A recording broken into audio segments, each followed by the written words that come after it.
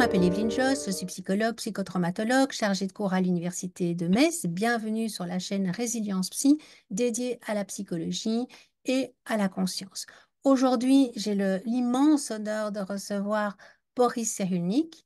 Monsieur Cyrulnik, bonjour. Bonjour. Alors, je pense que ce serait une injure de vous présenter. Je pense que tout le monde vous connaît, neuropsychiatre, éthologue. Vous avez développé le concept de résilience et vous l'avez aussi vulgarisé. Aujourd'hui, même le grand public connaît cette notion. Vous êtes auteur de très nombreux ouvrages, dont 40 voleurs en carence affective, qui a été publié chez Odile Jacob et qui est probablement le livre qui nous concerne le plus pour cet entretien, puisque nous allons parler de la violence pulsionnelle et de la violence totalitaire.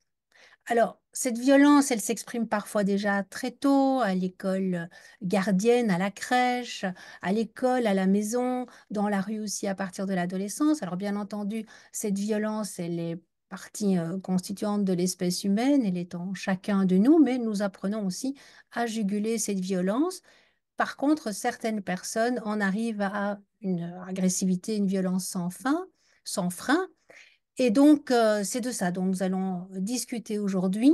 Quel est le terreau, quelle est la source de cette violence et comment arrive-t-on de cette violence pulsionnelle à la violence totalitaire?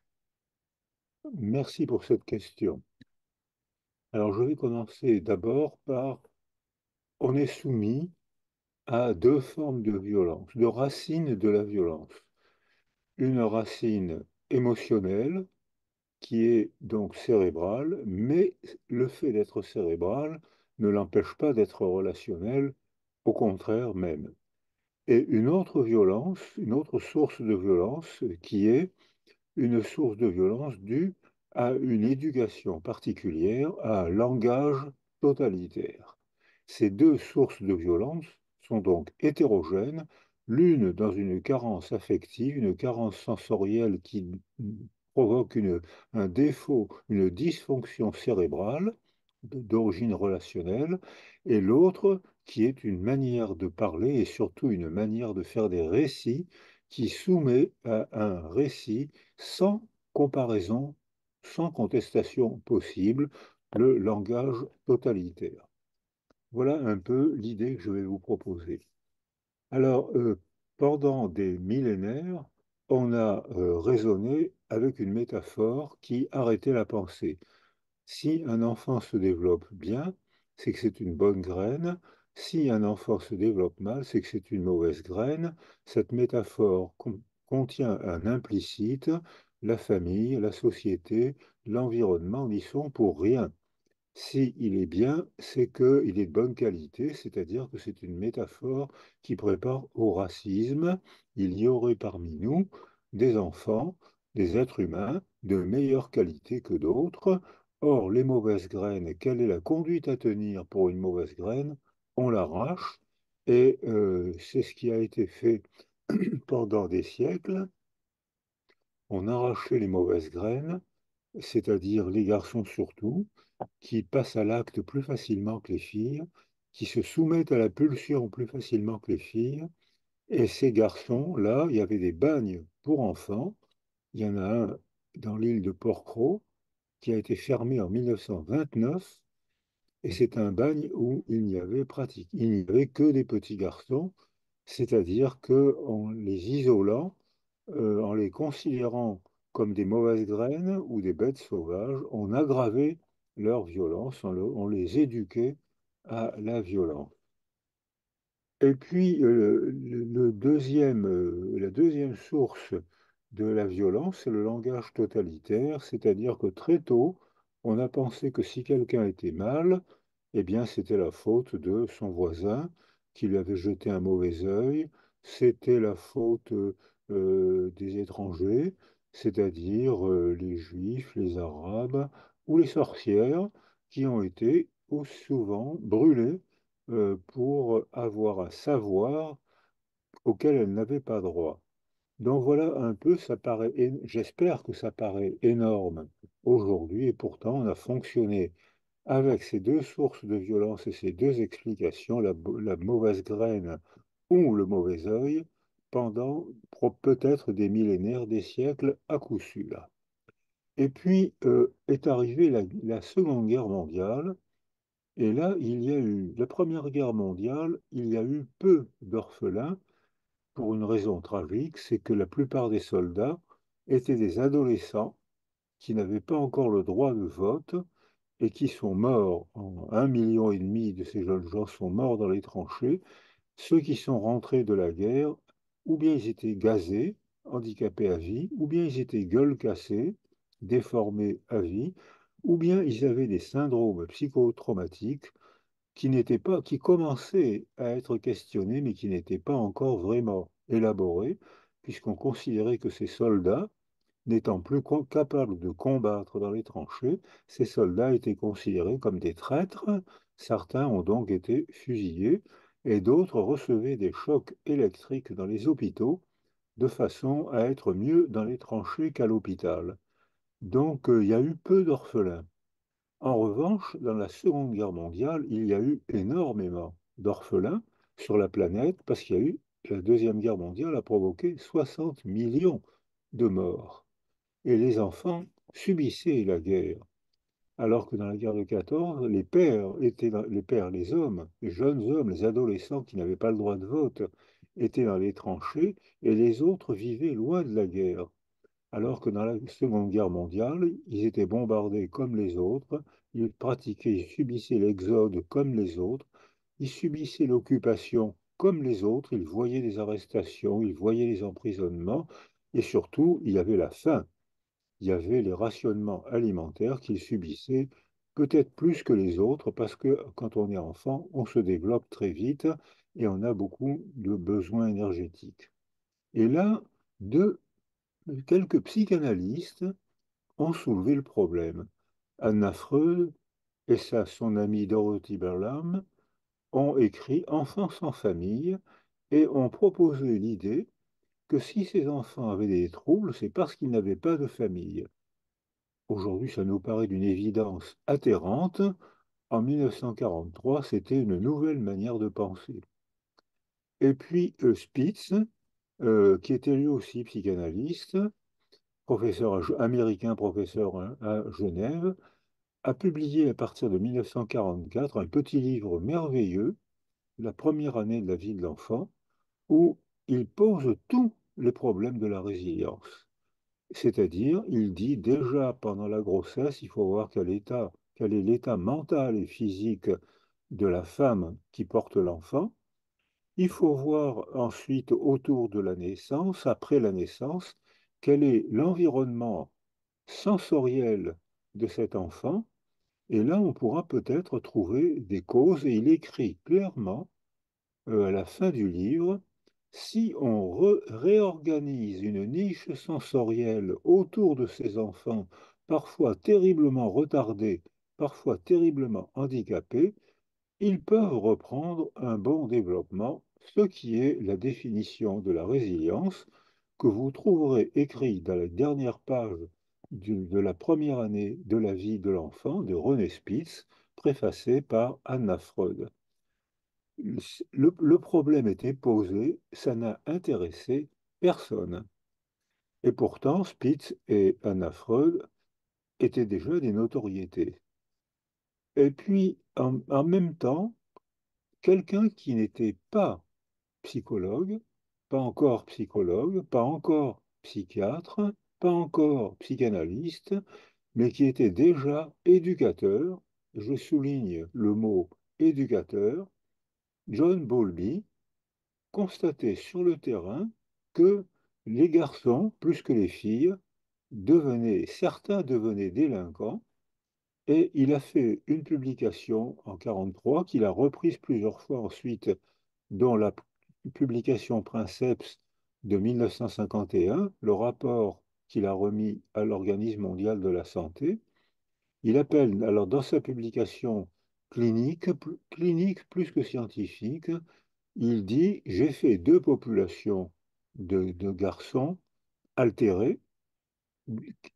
Or, dans une population de 44 voleurs, 44 délinquants, il y a eu ils sont délinquants dans la grande enfance ou dans l'adolescence, et on trouve que ces enfants, ces adolescents délinquants, ont été isolés sensoriellement au cours des premiers mois de leur vie, alors que ceux qui ont des difficultés de développement affectif, mais qui ne sont pas délinquants, ils ne passent pas à l'acte, non, sont en difficulté, mais ils n'ont pas été isolés sensoriellement au cours des premiers mois de la vie. Et cette publication est reprise par l'OMS, à la demande de l'OMS, il remet un rapport où il développe l'idée que je viens de rappeler. Et c'est d'ailleurs à partir de cette idée, je me suis inspiré de son titre en le citant correctement, j'espère, 40 voleurs en carence affective. Parce que le titre est amusant et pourtant il désigne un phénomène clinique qui a été publié plusieurs fois, surtout en 1951 et qui vient de recevoir une explication majeure depuis le développement récent de la neuroimagerie. On savait que le problème était posé ainsi, mais on ne savait pas expliquer pourquoi le fait d'être en carence affective au cours des premiers mois de la vie déterminait une aptitude au passage à l'acte de la délinquance 10, 15 ans plus tard. Alors, ce rapport il a John Bowlby, qui a métamorphosé la psychologie, la psychiatrie, la manière de poser les problèmes en psychoéducation. John Bowlby remet ce rapport, mais il l'intitule malheureusement, il l'explique par la carence en soins maternels. Alors les femmes ont été moyennement contentes parce que quand une mère est morte, comment fait-elle pour fournir de l'affection à son bébé? Quand une mère est en désespoir social ou en désespoir affectif ou en désespoir relationnel, comment fait-elle pour sécuriser son bébé? Eh bien, elle ne peut pas. Elle n'est donc pas responsable de cette difficulté sensorielle qui entoure l'enfant. Et John Bowlby tenait à cette idée et il a mis longtemps à accepter la critique de ses collègues et de ses propres élèves. Plus tard, il est devenu psychanalyste. Plus tard, il est devenu président de la Société britannique de psychanalyse. Et il a continué à être adoré et critiqué. Adoré parce que sa publication de 1951 a eu un succès incroyable, j'ai presque envie de dire transplanétaire, tellement tout le monde en parlait, toutes les revues le reprenaient. Mais ils ne savaient pas l'expliquer. Et Margaret Mead et les féministes de l'époque, qui commençaient à pointer leur nez, Margaret Mead, bien sûr, a volé dans les plumes de John Bowlby en disant les enfants n'ont pas besoin d'affection pour se développer, c'est une invention des hommes pour empêcher les femmes de travailler. Donc, John Bowlby avait mal formulé sa découverte fondamentale. Il a mis longtemps à la reformuler comme lui conseillaient ses collègues, Mary Ainsworth surtout, mais d'autres collègues aussi, ou des praticiens. Il a mis longtemps parce que probablement, ayant lui-même des difficultés avec sa propre mère, il avait tendance à accuser les mères des troubles du développement de l'enfant. Donc Margaret Mead avait trouvé un argument très pittoresque, et pourtant elle n'avait pas complètement tort. John Bowlby avait probablement envie d'agresser les mères, ou il avait probablement envie d'agresser sa propre mère, donc de rendre les mères responsables du trouble développement. Mais ce n'est pas du tout ce qui se passe aujourd'hui cliniquement, c'est-à-dire que si une femme, une jeune mère, provoque une carence sensorielle, c'est parce qu'elle est elle-même en grande difficulté. Qu'est-ce qui peut provoquer le stress d'une femme enceinte? C'est la violence conjugale, c'est la guerre qu'on voit réapparaître, c'est la précarité sociale, c'est un tremblement de terre, c'est une catastrophe dite naturelle, c'est c'est un événement tragique qu'elles ne peuvent pas contrôler. Elles sont en difficulté. La principale difficulté d'une femme enceinte, c'est la solitude, qui, en abîmant la mère, abîme la relation avec l'enfant. Voilà un peu comment maintenant on pose ce problème qui existe depuis la Seconde Guerre mondiale. Et il y a eu beaucoup d'autres observations que je vais résumer, mais assez curieusement, c'est la neuroimagerie, on va dire depuis 15 ou 20 ans, la neuroimagerie explique et rend très difficile à contester les découvertes de Anna Freud, Dorothy Berlam, John Bowlby, René Spitz, soutenues par Anna Freud. Alors, il y a eu une expérimentation célèbre dans les années 30 à partir de singes, de petits primates, petits macaques, par le couple Harlow. C'est une observation cruelle qui ne serait plus possible aujourd'hui.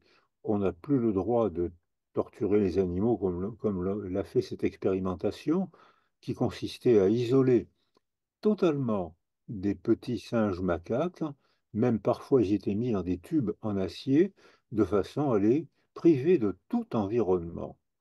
Privés d'environnement sensoriel, ils n'entendaient rien, ils voyaient rien, bien sûr, ils étaient sains pourtant, et ils ont développé des troubles du comportement énormes, puisqu'il n'y avait pas d'altérité sensorielle, toutes leurs activités étaient auto-centrées.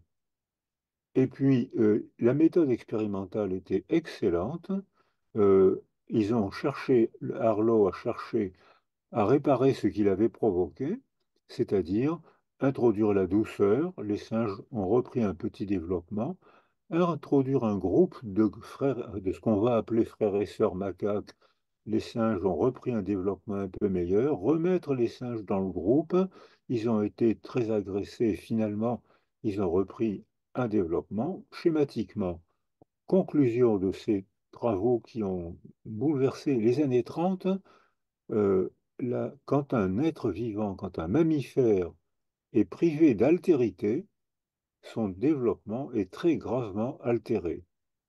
Aujourd'hui, je reprendrai ça tout à l'heure, on dit quand un cerveau est privé de stimulation sensorielle, il est gravement dysfonctionnel.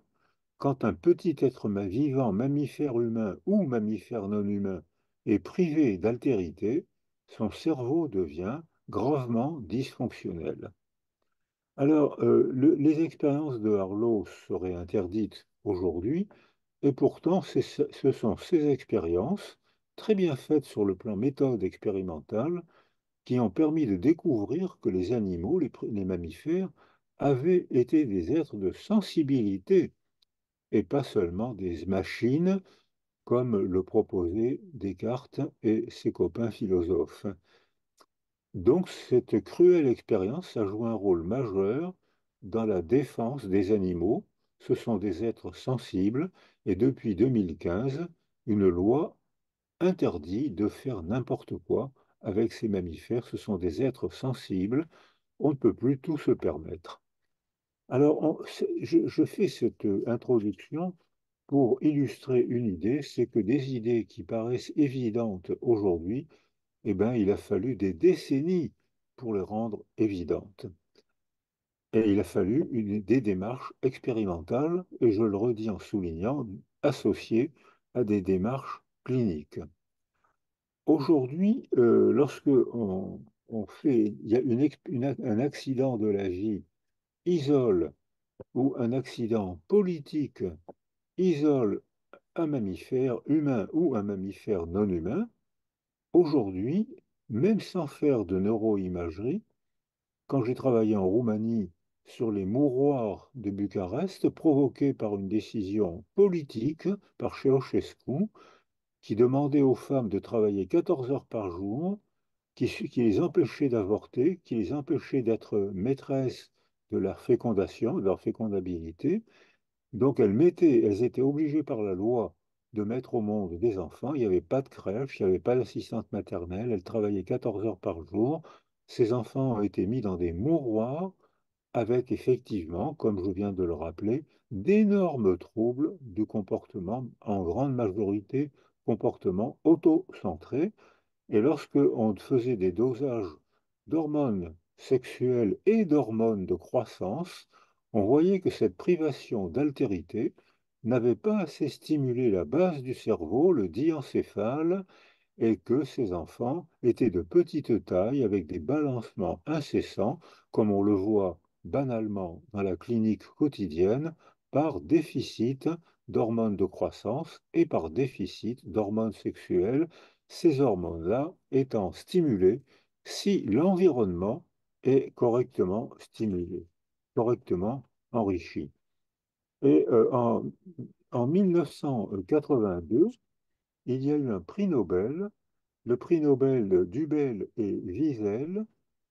Ils ont pris une population de chatons, ils ont mis un cache sur l'œil gauche d'une trentaine de chatons, ils les ont sacrifiés, ils avaient tous une atrophie occipitale droite qui est le lieu de traitement des stimulations visuelles. Une autre population de chatons avec un cache sur l'œil droit, quand ils ont été sacrifiés, ils avaient une atrophie occipitale gauche. Prix Nobel de 1982, parce qu'on avait la preuve qu'une défaillance du milieu provoquait une altération localisée du cerveau. Prix Nobel mérité, aucun impact dans la culture, qui continue à réciter le stéréotype, un cerveau est dans sa boîte crânienne, il n'a rien à voir avec l'environnement, alors qu'aujourd'hui, on décrit sans difficulté à quel point on parle même de cerveau social, on devrait même parler aussi de cerveau sensoriel pour expliquer qu'un cerveau est sculpté par son milieu, et s'il y a des altérations dans le milieu, mort de la mer, violence conjugale, guerre, précarité, tremblement de terre, etc., qui ne sont pas dus à la mer, je le souligne, qui ne sont pas dus à la mer, qui sont dus au malheur de la mer, ce qui n'est pas du tout la même chose. Eh bien, on met là, au point de vue psychologie et au point de vue psychothérapique, là, on peut agir sur le milieu qui agit sur le développement neurologique et psycho-affectif de l'enfant. On a donc une possibilité de découvrir en recherche clinique, associée à la recherche scientifique, on a donc une possibilité de découvrir comment il faut agir sur le milieu pour que ce milieu agisse correctement sur le développement des enfants. Alors, on voit que sur le plan développemental, tous les êtres vivants, tous les mammifères n'ont pas le même cerveau. Euh, les oiseaux n'ont pratiquement pas de cortex. Ils ont une petite lame de cortex juste au-dessus du bulbe olfactif. En revanche, ils ont des tubercules quadrijumeaux énormes qui composent l'essentiel de leur cerveau, c'est-à-dire tubercules quadrijumeaux postérieurs, une audition stupéfiante, tubercules quadrijumeaux antérieurs, une vision encore plus stupéfiante, bien supérieure à la nôtre, et si je souligne bien supérieure à la nôtre, c'est pour dire que ce n'est pas le volume du cerveau qui détermine l'intelligence, c'est autre chose. Je parlerai tout à l'heure de connectome, c'est-à-dire de l'aptitude du cerveau à envoyer des connexions entre différentes informations sensorielles. Et là, je pense que les mammifères humains sont médailles d'or du connectome, c'est-à-dire qu'ils sont bien plus soumis au façonnement, à la sculpture par le milieu que les autres mammifères, qui sont soumis aussi, mais qui ayant un connectome moins important que le nôtre, sont peut-être moins soumis, avec cet étonnement quand même, quand on compare la phylogénèse des cerveaux, c'est-à-dire la comparaison des cerveaux entre tous les êtres vivants, si on continue à dire que les gros cerveaux sont plus intelligents que les petits cerveaux, eh bien, il faut admettre que les hommes sont plus intelligents que les femmes qui ont un cerveau moins gros, mais dans ce cas, il faut admettre aussi que les dauphins et les mammifères marins sont bien supérieurs aux hommes puisqu'ils ont un cerveau bien plus gros que les hommes et notamment un cervelet qui est 8 à 10 fois plus gros que le cervelet des hommes, parce que nous, êtres humains, on vit dans 3 dimensions de l'espace, alors que les mammifères marins vivent dans toutes les dimensions de l'espace. Donc ce raisonnement, un cerveau plus gros serait porteur de plus d'intelligence, est un raisonnement stupide et dangereux. Il a été tenu par le racisme, le darwinisme social, c'est-à-dire que j'ai lu des publications qui disaient que les êtres les plus intelligents étaient ceux qui avaient le plus gros cerveau. Alors il y avait une classification, et ceux qui avaient le plus gros cerveau, c'était les anglo-saxons. Devinez quelle est la nationalité de l'auteur de l'article. Et ceux qui avaient le cerveau de moins en moins performant, c'était les, Mal- les Maltais, les Maltais et les gorilles. Et puis une troisième. Donc c'était bien évidemment un raisonnement raciste qui n'a rien de scientifique, mais qui fait croire qu'il est scientifique en utilisant des données effectivement scientifiques. Les cerveaux ne sont pas les mêmes dans le développement des espèces, et même, je crois que les cerveaux ne sont pas les mêmes, ne fonctionnent pas de la même manière chez les petits garçons et chez les petites filles. J'aurais dû dire, ne se développe pas, n'interprète pas le milieu de la même manière chez les petits garçons et chez les petites filles. Je reprendrai ça tout à l'heure pour ne pas être assassiné avant la fin de l'exposé.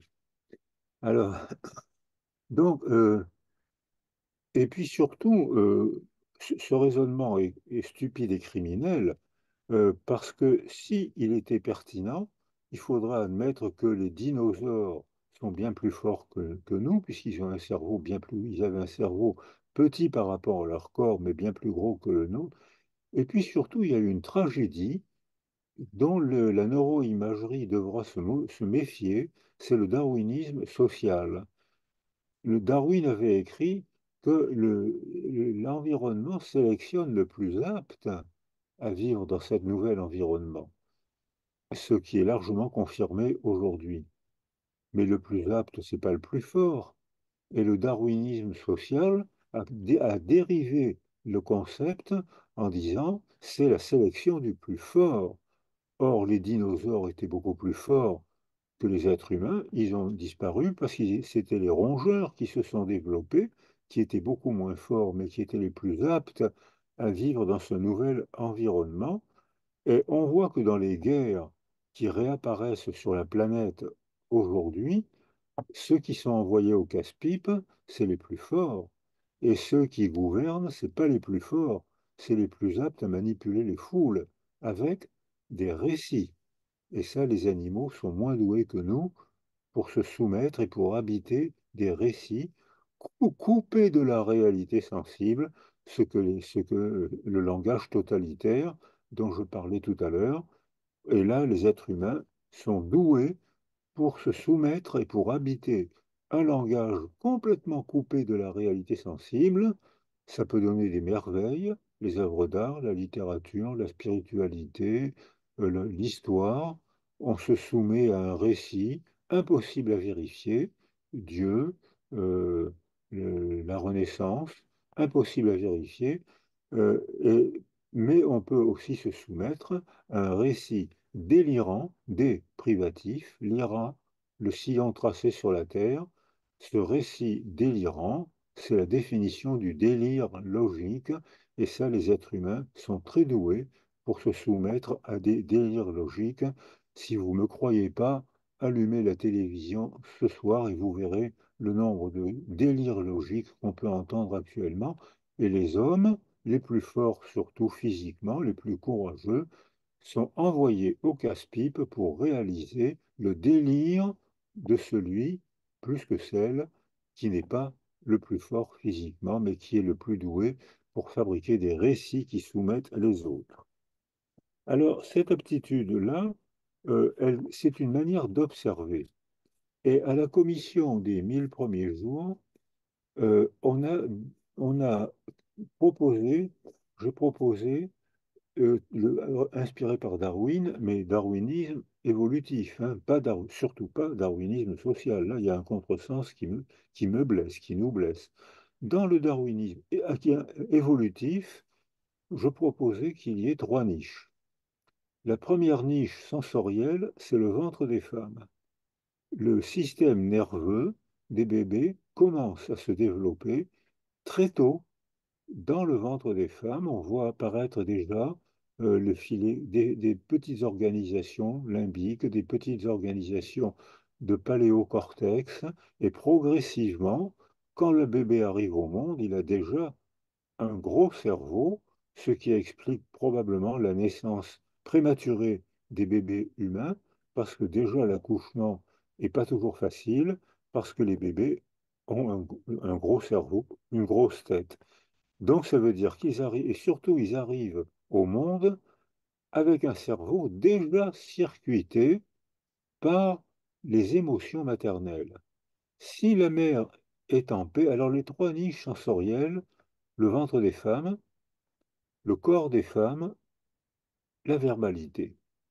Voilà les trois niches sensorielles que je vais développer. Le corps des femmes, j'ai commencé à en parler, le ventre des femmes, j'ai commencé à en parler un peu, mais déjà quand la femme enceinte est stressée, elle sécrète inévitablement les hormones du stress, c'est-à-dire schématiquement le cortisol et les catécholamines. Il y en a d'autres, mais ces deux-là sont les plus faciles à doser et elles sont très fiables.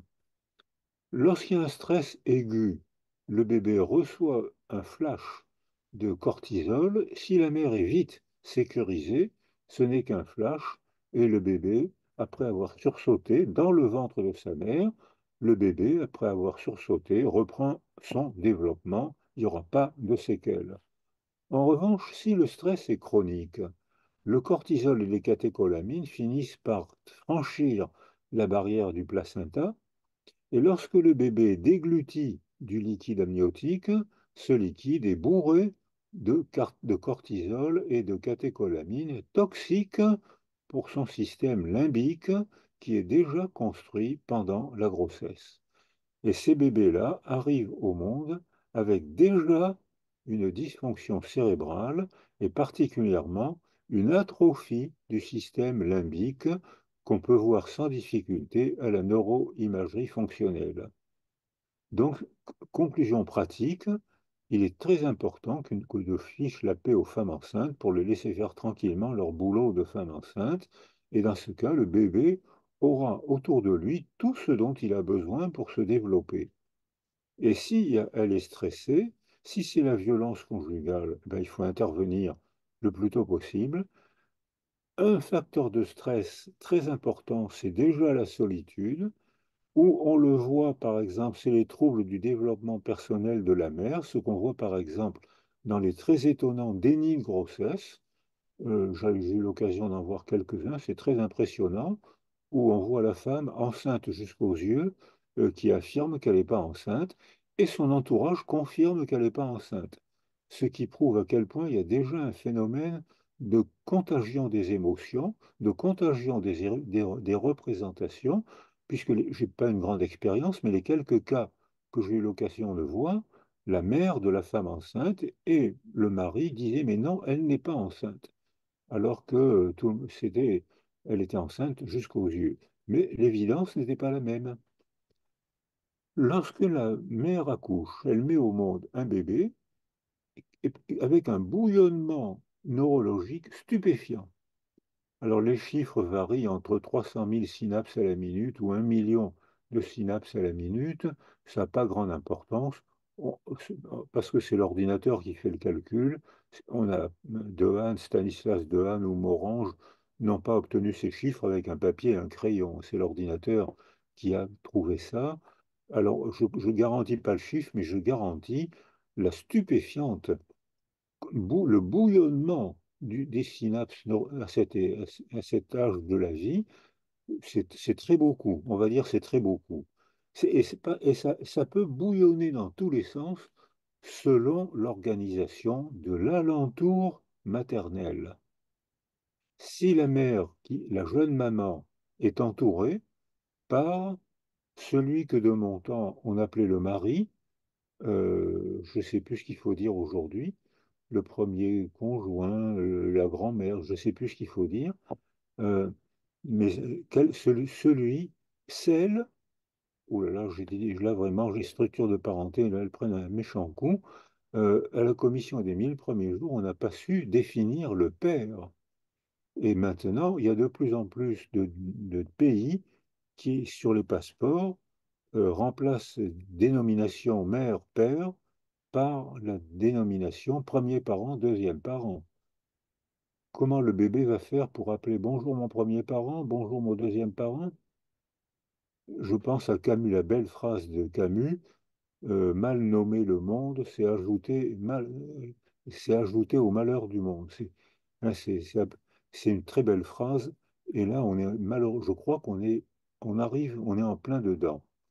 Alors, dans cette structure, le bébé arrive au monde, la femme est transformée en jeune mère. Claude de Tichet, l'université de Mons, et d'autres travaux très bien faits au point de vue épidémiologique montrent que, alors que les femmes en Occident, aujourd'hui, en Occident seulement, des conditions de développement meilleures que dans les générations précédentes, il n'y a jamais eu autant de dépression périnatale. Et ce qui provoque les dépressions périnatales et les suicides de jeunes mères, la première cause de suicide, c'est la jeune mère qui se suicide avec un bébé âgé de quelques mois.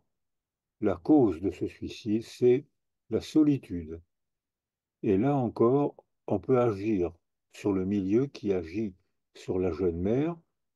Il faut qu'elle soit avec quelqu'un qui la sécurise. Ce quelqu'un, quand tout va bien, c'est celui avec qui elle a fait l'enfant, mais maintenant, les jeunes mères, les jeunes femmes peuvent faire un enfant toutes seules. 60% des PMA sont demandés par des jeunes femmes qui veulent avoir un enfant sans homme, ce qui va poser un problème anthropologique majeur.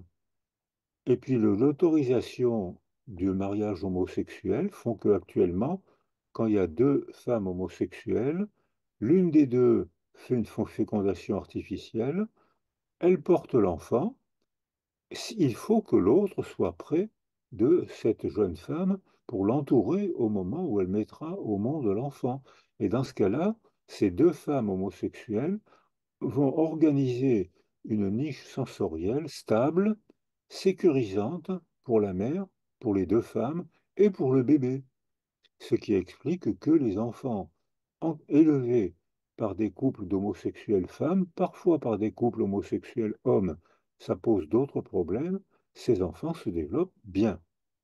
Ils n'ont pas plus de troubles que les enfants de la population générale, et moi je pense que si on refait les observations dans une dizaine d'années, je pressens que les couples de femmes homosexuelles qui élèvent des enfants, peut-être, auront moins de troubles que les populations d'enfants élevés par un couple hétérosexuel.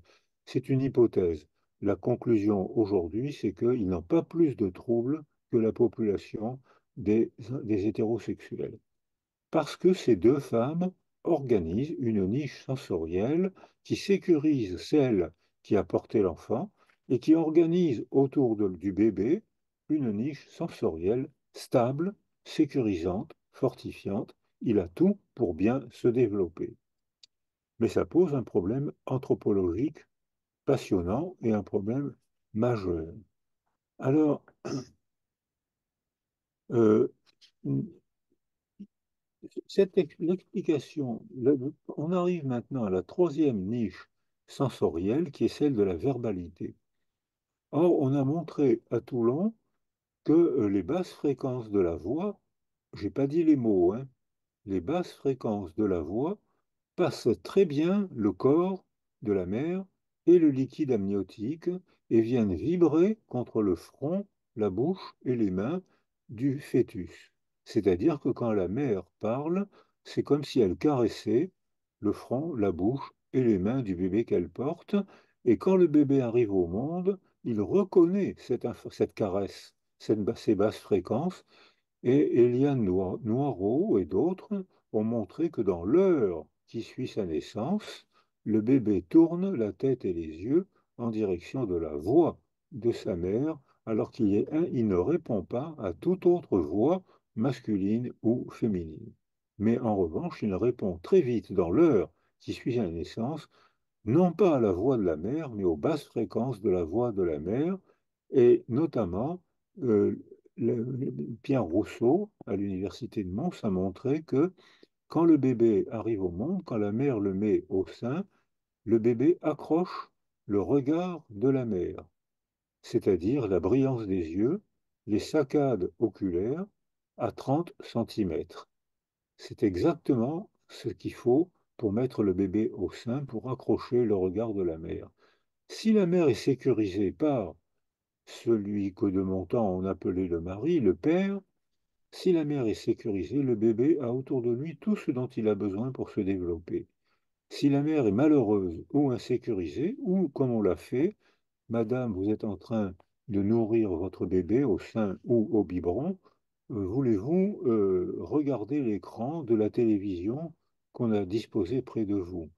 Dès les secondes qui suivent, quand la mère se met à regarder la télévision, le bébé tète moins vite, le bébé décroche de l'alimentation quand la mère investit l'écran de télévision plutôt que le bébé. Donc pour qu'elle investisse le bébé, ben, il faut qu'elle soit, que ça l'amuse, il faut que ça lui plaise, il faut qu'elle ait envie de jouer et de regarder le bébé, et tout se remet en place. Donc, si elle préfère l'écran au bébé, c'est qu'il y a une difficulté psychologique déjà en place. Peut-être qu'elle ne voulait pas être enceinte, il y a de plus en plus de jeunes femmes qui décident de ne jamais être enceintes. On dit 6% en France. En Allemagne, c'est 40% des femmes de haut diplôme décident de ne jamais mettre au monde d'enfants. Donc ça, là encore, ça va poser un problème anthropologique majeur. Alors, mais surtout, ceux qui gouvernent l'organisation de cette éducation très précoce, c'est ce que j'ai appelé tout à l'heure le délire logique. Le délire logique, c'est pas le délire psychotique. On peut très bien ne pas être psychotique et délirer. Comme je le disais tout à l'heure, si vous ne croyez pas, allumez la télé, vous verrez. L'exemple que je propose pour illustrer le délire logique, c'est l'esclavage. J'ai vu des archives disant il faut surtout ne pas supprimer l'esclavage parce que si on supprime l'esclavage, le prix du sucre va augmenter, ce qui est logique. Et au nom de cette logique, on a pillé un continent, détruit des civilisations, rendu follement malheureux des dizaines de millions d'êtres humains qui ont transmis le malheur à travers plusieurs générations, puisque en Afrique, aux États-Unis, les Afro-Américains, en France, en Martinique, c'est encore un problème qui n'est pas résolu parce que on n'a pas entouré ces populations, on les a laissées soumises à un délire logique à travers les générations et on a laissé se transmettre, non pas le traumatisme, mais on a laissé se transmettre à travers les générations la représentation d'un être humain inférieur parce que réduit en esclavage. Donc là encore, on peut agir sur le milieu, que commencent à faire les Afro-Américains, les Martiniquais, qui commencent à faire ça de mieux en mieux grâce aux théories de la résilience. Ils expliquent comment ils peuvent se reconstituer des familles qui ont été disloquées par les esclavagistes. C'était intentionnel. Il fallait surtout empêcher les esclaves de faire des familles, ça aurait fait de la culture, et là, ils auraient été plus forts mentalement, ils auraient pu s'opposer mieux que plus que ce qu'ils ont fait. Donc, cet empêchement de faire des familles était intentionnel pour empêcher justement ces hommes et ces femmes de se défendre. Et puis, on voit aussi surtout que les conditions d'éducation précoce circuitent le cerveau. Et là, on le voit grâce à la neuroimagerie actuelle. Alors là, c'est pas seulement le scanner, là, c'est la neuroimagerie fonctionnelle qui montre comment les circuits cérébraux ne se sont pas fabriqués de la même manière, ne sont pas circuités de la même manière chez les petits-enfants bien sécurisés au cours des premiers mois de leur vie ou insécurisés, et chez les garçons et chez les filles. C'est-à-dire que on voit qu'un petit enfant, garçon ou fille, bien sécurisé, circuite les informations sensorielles vers le faisceau médian, c'est-à-dire qui va vers le faisceau médian à la base des lobes préfrontaux. Ce que, pour faire vite, on illustre, on image en disant c'est les circuits de la récompense. Effectivement, c'est les circuits qui sécrètent, qui stimulent beaucoup le noyau accumbens, qui sécrètent beaucoup de dopamine, la neurohormone qui rend le passage, qui rend l'action agréable, ou aussi la sérotonine, la neurohormone qui rend la relation agréable. En revanche, si un enfant est maltraité, battu, humilié, isolé, la même information va stimuler le noyau ventro-postéro-latéral du thalamus, c'est-à-dire la petite grappe de raisin qui est à la face profonde et inférieure du cerveau, et envoyer la même information vers le lobe temporal qu'on appelle, pour faire image, les circuits de la punition. Et en effet, quand une tumeur, un accident stimule ces circuits-là, les gens se sentent très malheureux, alors que quand une tumeur stimule le faisceau préfrontal, les gens se sentent heureux. Rien n'a changé dans leur environnement, dans leur stimulation. L'émotion, le goût du monde a complètement changé. Comme le disait Bowlby dans son rapport de 1951, parce que ils ont appris à réagir de manière différente et ils ont un goût du monde favorable s'ils ont été sécurisés précocement ou défavorable s'ils ont été insécurisés précocement. Donc, retombée pratique, entourer les femmes enceintes, entourer les jeunes femmes, la connectivisation des neurones est tellement importante à ce stade du développement que la résilience est étonnamment facile. C'est contre-intuitif, mais plus on intervient tôt, plus on déclenche un processus de résilience neuronale qu'on peut photographier et doser. Je l'ai fait à Tel Aviv, je l'ai fait avec Pierre Bustani, ou c'est plutôt Pierre Bustani qui l'a fait avec moi. C'est que en une nuit ou deux, le cerveau se remet à bien fonctionner. Plus on attend, plus la résilience sera difficile, parce que cette dysfonction cérébrale va progressivement se transformer en structure cérébrale. Donc la modification est possible, mais elle sera beaucoup plus difficile à faire. Et là, je vais arriver pendant les 10 minutes qui me restent avant vos questions, je vais arriver au troisième chapitre, c'est-à-dire les récits qui caractérisent la condition humaine sans faire de fossé avec la condition animale. Parce que on disait les animaux sont des machines, c'est faux. On disait les animaux ne pensent pas, c'est faux. Les animaux n'ont pas de symboles, et si, ils ont des symboles.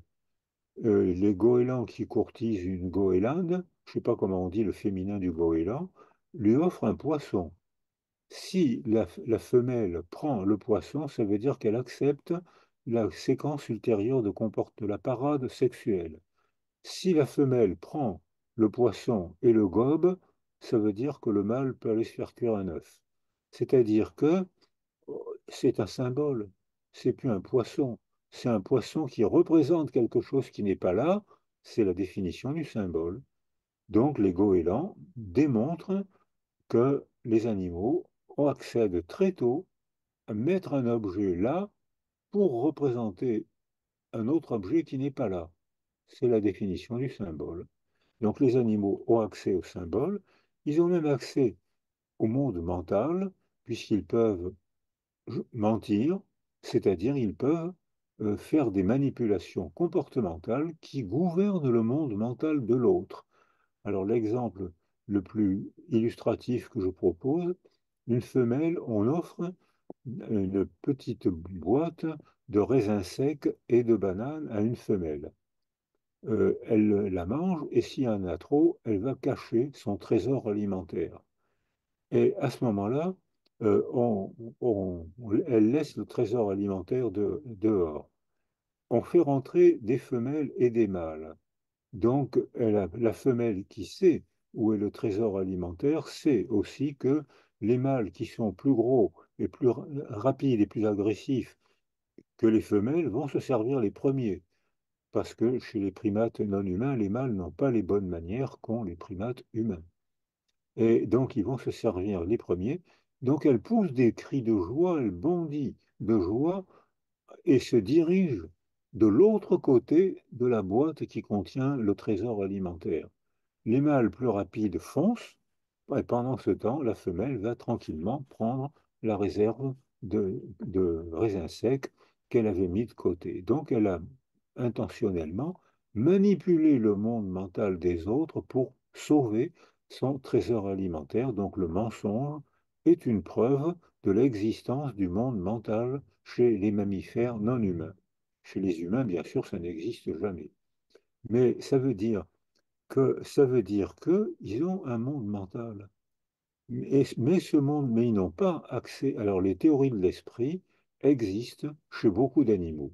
C'est-à-dire, premier stade de la théorie de l'esprit, est-ce que mon chat est capable de percevoir l'expression de mes émotions? Darwin, 1851, je crois. Expression des émotions chez l'homme et l'animal. Mon chat perçoit l'expression de mes émotions probablement mieux que nous entre êtres humains. Est-ce que mon chat peut percevoir l'expression de mes intentions? Il perçoit une immobilité soudaine, un regard étrange, peut-être une phéromone du stress. Qu'est-ce qui se passe? Il me veut du mal. Mon chat perçoit mes intentions, peut-être mieux que les êtres humains, parce que nous, au point de vue phéromonal, on n'est pas terrible. Est-ce que mon chat peut percevoir les motifs de mon intention? Mon chat est noir.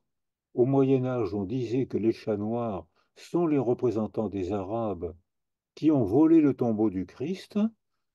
Ils sont les représentants des Arabes puisque c'est les croisés qui ont rapporté des croisades, ces merveilleux petits félins, mais ils sont noirs. Donc c'est la preuve, on disait au Moyen Âge, c'est la preuve qu'ils ont la gueule brûlée au feu de l'enfer. Donc il faut attraper les chats noirs, les pendre à une potence, et les feux de la Saint-Jean, on met le feu sous la potence, le sac contenant des chats noirs brûle, les chats tombent dans les braises, prennent feu, courent à travers les gens qui sautent, qui doivent sauter par-dessus eux. C'est l'origine des feux de la Saint-Jean que Richelieu a interdit. Est-ce que mon chat est capable de percevoir mon intention de lui vouloir du mal? Oui. Est-ce qu'il est capable de comprendre, de me représenter mes représentations? De comprendre que si je veux le brûler, c'est parce que je crois que les Arabes ont volé le tombeau du Christ. Je crois que aussi intelligent qu'est mon chat, il ne peut pas se représenter mes représentations.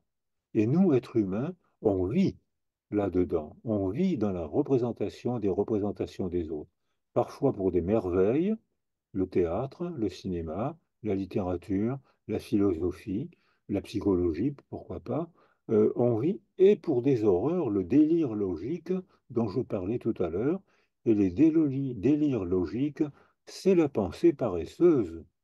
On n'a pas besoin d'apprendre à réfléchir, il suffit de réciter la voix du chef, les slogans du chef. On n'a plus besoin de penser, qui est un effort agréable, c'est un effort mental agréable, comme le jogging est un effort physique agréable.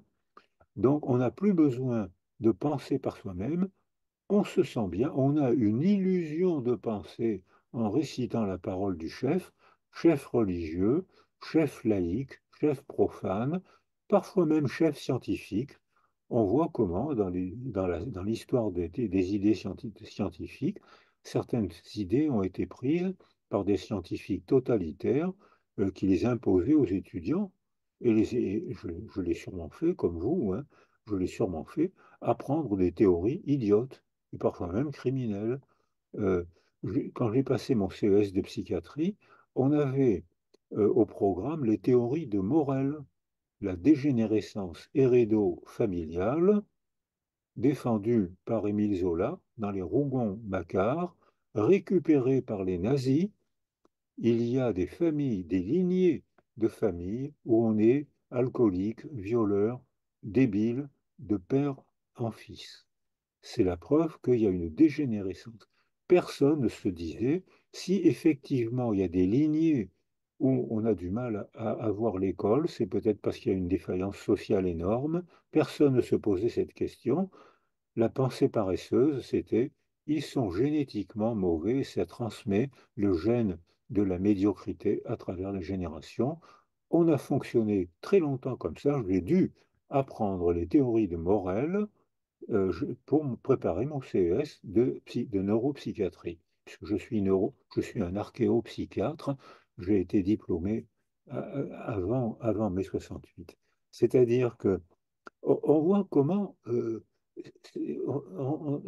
nous, alors ça, nous, êtres humains, on vit dans ces récits pour la merveille ou pour l'horreur. La merveille du théâtre, la merveille de l'art, de la philosophie, etc., ou l'horreur. Et actuellement, on voit que l'horreur reprend la parole. Alors, je vais terminer 5 minutes encore et on passe aux questions. Alors, aujourd'hui, qu'est-ce qui se passe? C'est que on a fait les deux caractéristiques de la condition humaine, c'est le monde de l'artifice, l'outil, et le monde du verbe, même si c'est pas un fossé entre l'homme et l'animal, comme on disait pendant très longtemps, comme il y a encore des gens qui le croient aujourd'hui encore, c'est pas un fossé, mais il y a une gradation. Les animaux comprennent un grand nombre de nos mots, les animaux humanisés qui vivent avec nous finissent par comprendre plusieurs centaines de nos mots. Nos chiens comprennent plusieurs centaines de mots. Donc, il n'y a pas un fossé, mais ils ne comprennent pas les récits, comme je le disais tout à l'heure en parlant de la théorie de l'esprit. La technologie, nous, êtres humains, on vit dans la merveille de la technologie. Les écrans, on est en train d'en profiter. Vous êtes dans mon bureau.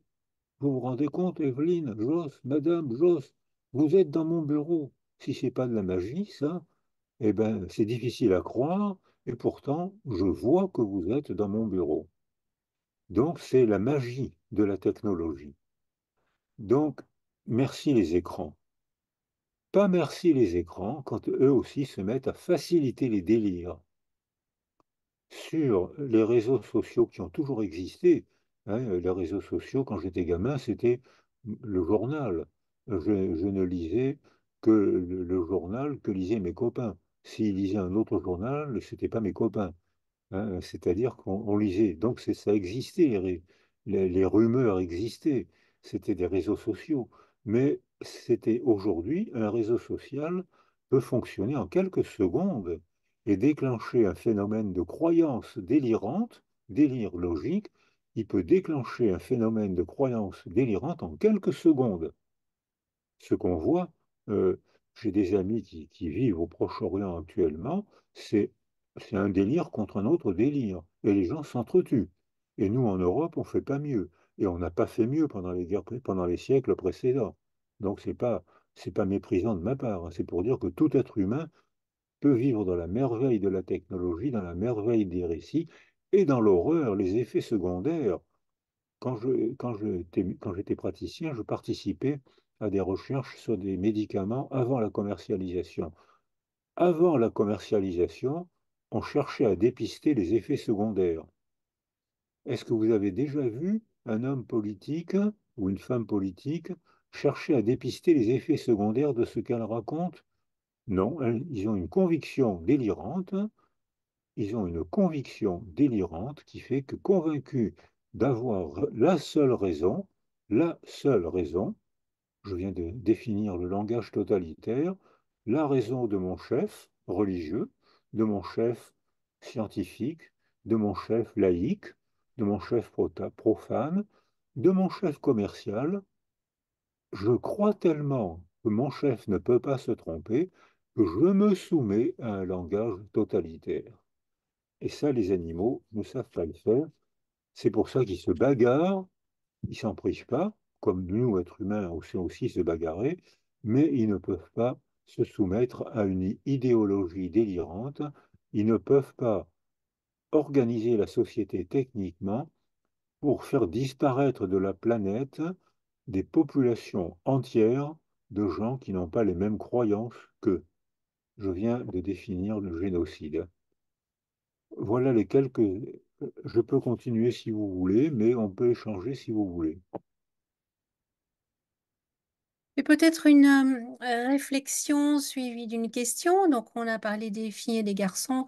Alors, moi, j'avais déjà été interpellée. Je donnais cours à l'Université de Bruxelles sur le langage des singes. Et donc, euh, j'avais une très belle vidéo où je montrais aussi les fonctionnements humains et des chimpanzés. Et on voyait dans cette vidéo des bébés, donc filles et garçons, chimpanzés et humaines. Et donc, très petits, hein, puisque les humains, ils ont entre 8 et 10 mois, ils ne parlent pas encore, ils marchent juste à quatre pattes.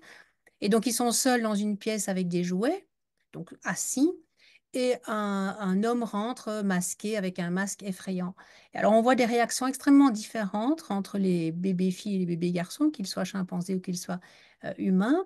Les petites filles détournent la tête et pleurent, et les petits garçons prennent les jouets qui sont à côté d'eux et les jettent vers l'agresseur, entre guillemets, en hurlant. Donc, ces enfants n'ont pas évidemment subi de carence. Donc, c'était déjà pour moi étonnant de voir si petit de différence par rapport à un danger potentiel. Et puis, ben, vous avez parlé de la différence entre les garçons et les filles. Et ma question va être évidemment, mais pourquoi les garçons plus que les filles? Parce que moi, je m'intéresse aussi pas mal aux tueurs en série, à l'enfance des tueurs en série, à l'enfance des dictateurs. On voit effectivement que toutes ces personnes ont des enfants souvent extrêmement dramatiques, douloureuses, extrêmement violentes aussi. Et on voit aussi qu'il y a très peu de filles qui sont tueuses en série et que même le profil est très différent des garçons. C'est souvent des femmes qui travaillent au service d'une autre personne, comme Fourniret par exemple ou Dutroux. Alors pourquoi cette différence? Puisqu'il y a aussi pas mal de petites filles qui ont subi des violences physiques, des violences sexuelles, qui ont manqué d'amour. Pourquoi les petits garçons deviennent-ils plus violents que les petites filles? Alors, merci pour votre question, parce que j'ai eu la même expérience que vous. J'ai eu la chance de côtoyer Richard Tremblay, qui est professeur à Montréal, et surtout Lynn Leblanc, qui est une Indienne devenue universitaire, qui est professeure à Ottawa et qui est venue travailler avec nous à Toulon, et dont les étudiants sont tombés amoureux, tellement, tellement elle était convaincante et, et vraiment séduisante par sa force, par ses explications. Or, je vais dire, ils disent d'une autre manière ce que vous venez de constater, qui a été publié dans un livre qui a provoqué beaucoup de polémiques, Le camion et la poupée. C'est-à-dire que pourquoi est-ce que les garçons font boum boum en tapant avec un camion en matière plastique alors que les petites filles très tôt habillent la poupée ou la toilette? C'est assez mystérieux. Alors ce livre d'ailleurs, cette idée que vous venez de proposer, a provoqué beaucoup de polémiques. Et pourtant, dans une crèche, des enfants, donc, comme vous l'avez dit, fortement préverbaux, des enfants, 5% des enfants qui mordent, tapent, cassent, sont des petits garçons. Presque pas de filles, presque pas de petites filles. C'est des enfants dans des crèches, hein. Donc c'est vraiment très petit. Qu'est-ce qui se passe? Euh, alors, Tremblay dit, parce que ces 5% de petits garçons qui mordent, frappent, on constate cliniquement, c'est facile, il y a pour ainsi dire pas de filles, il y en a bien sûr, mais pour ainsi dire pas. De même que dans la délinquance sexuelle, il y a pour ainsi dire pas de filles, quoique j'ai eu accompagné en psychothérapie deux femmes pédophiles et une mère incestueuse. Mais enfin, c'est quand même très très rare. Dans pratiquement tous les cas, c'est des hommes. Dans la délinquance physique, une immense majorité d'hommes. Je crois que dans les prisons, il y a moins de 3% de femmes emprisonnées pour délinquance physique. Ça existe, mais c'est beaucoup, beaucoup moins que les hommes. Même dans la délinquance routière, il y a moins de femmes que d'hommes. Là, elles conduisent plus prudemment, elles respectent le code, elles ont moins d'accidents. Donc, donc, ce que vous venez de dire est confirmé par les enquêtes épidémiologiques. Mais Tremblay et son équipe à à l'université McGill à Montréal ajoutent alors un déterminisme hormonal. Ils constatent que chez ces enfants-là ces enfants-là, pas le reste de la population, ces enfants déjà violents, on ne sait pas pourquoi, deviennent de plus en plus violents, garçons et parfois filles, et ça monte régulièrement jusqu'à la puberté. Et après la puberté, les deux, garçons et parfois filles, ça décroît régulièrement tout le reste de la vie. Et Richard Tremblay et son équipe font des dosages hormonaux et ils constatent que cette violence est maximum chez les garçons et les filles à la puberté, au moment du pic hormonal de la puberté. Sauf que le taux est 8 à 10 fois supérieur chez les garçons que chez les filles. Actuellement, les recherches sur l'attachement auxquelles je participe, auxquelles j'essaye de participer, c'est surtout Lyon Ruth qui a montré que tous ces garçons qui mordent et frappent, bébés préverbaux, et ces quelques filles, ont tous ce qu'on décrit sous le terme d'attachement désorganisé. C'est-à-dire, on ne sait pas pourquoi, ils n'arrivent pas à contrôler leurs émotions, ils sont crispés, ils crient, ils frappent, ils mordent, on ne sait pas pourquoi. Forte majorité de garçons, comme on l'a dit tous les deux, comme on le constate en clinique. Pendant un moment, beaucoup de grands noms de la psychanalyse disaient ben, il faut mordre ces enfants qui mordent. Ce à quoi d'autres psychologues répondaient ben, si on mord les enfants qui mordent, on leur apprend à mordre. Lion Roth dit il faut sécuriser ces petits garçons. C'est-à-dire, au lieu de les punir, il faut chercher à comprendre pourquoi ils sont désorganisés. Et étrangement, parfois, et la plupart du temps, ces petits garçons à l'attachement désorganisé ont une famille stable, père et mère, sécure, motivés, et pourtant, ce petit garçon mord et frappe. Donc on ne peut plus dire il mord et il frappe parce que l'environnement est défaillant. L'environnement, pour ces 5% d'enfants, garçons, l'environnement est correct et ça ne marche pas. Alors, Lion Run dit, il y a deux explications. Il y a le mode de raisonnement que je vous ai proposé. Il y a une explication chromosomique, biologique et culturelle, relationnelle et culturelle. Explication biologique. Les filles sont XX. Si une anomalie est portée par un X, n'est pas portée par l'autre, ça ne va pas s'exprimer. Ça s'exprimera si cette femme-là, plus tard, met au monde un petit garçon, et ce petit garçon, lui, va exprimer l'anomalie que la mère portait, mais n'exprimait pas. Première explication possible, ce petit garçon souffre d'une anomalie qui vient des générations antérieures, et les parents motivés, sécurisants, n'arrivent pas à contrôler la désorganisation de ce petit garçon. Deuxième explication, les hormones. Là encore, bien sûr, il y a des discussions. Est-ce que la testostérone facilite l'agression? En éthologie animale, clairement, oui. Chez les hommes, moins clairement, oui. La testostérone est prise par tous les athlètes, surtout les athlètes femmes, qui se font des injections de kilos de testostérone pour obtenir des médailles aux Jeux olympiques. Et elles peuvent prendre des kilos de testostérone parce que les garçons sont obligés d'arrêter parce que au bout de un peu trop de testostérone, ils ont une prostate de 3 kilos, ils peuvent plus pisser, donc ils arrêtent la testostérone. Alors que les filles peuvent continuer, prendre beaucoup, beaucoup de testostérone, et elles prennent des muscles stupéfiants, et elles font des accidents vasculaires cérébraux, très jeunes. Et elles deviennent plus agressives que les filles qui ne prennent pas de testostérone. Alors là, il y a beaucoup de débats. Il y a des gens qui disent que la testostérone n'agit pas sur l'agressivité des hommes. Je ne sais pas. Ça provoque, ça facilite le passage à l'acte. Ces filles qui ont des muscles stupéfiants avec des deltoïdes de 3 kilos, des pectoraux, pas des seins, des pectoraux de 3 kilos, elles passent à l'acte plus facilement que les filles qui ont des jolis bras fins. C'est, donc, c'est en discussion, mais je crois que c'est pas si clair que ça. Mais il y a un déterminisme relationnel et socioculturel. Le fait qu'il y ait un déterminisme chromosomique et hormonal n'exclut pas le déterminisme relationnel et socioculturel.